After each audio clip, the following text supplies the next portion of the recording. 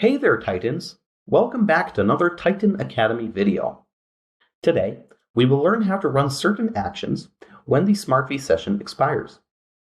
So by default, when the SmartV session expires, you can still view the information you have on your page.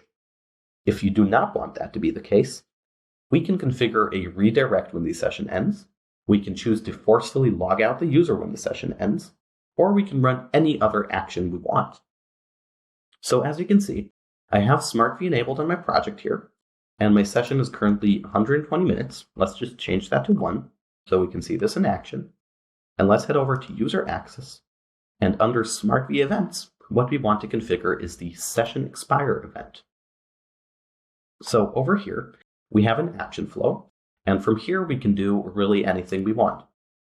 Firstly, let's show you User Access.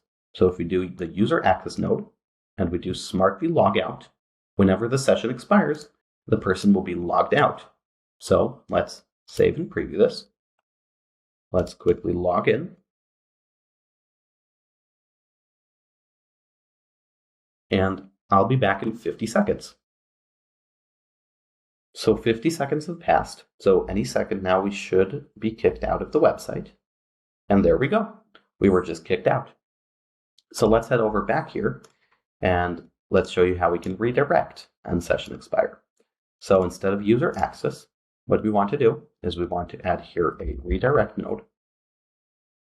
And let's redirect to Google. Once again, I need to log in. And I'll be back when this is about to expire.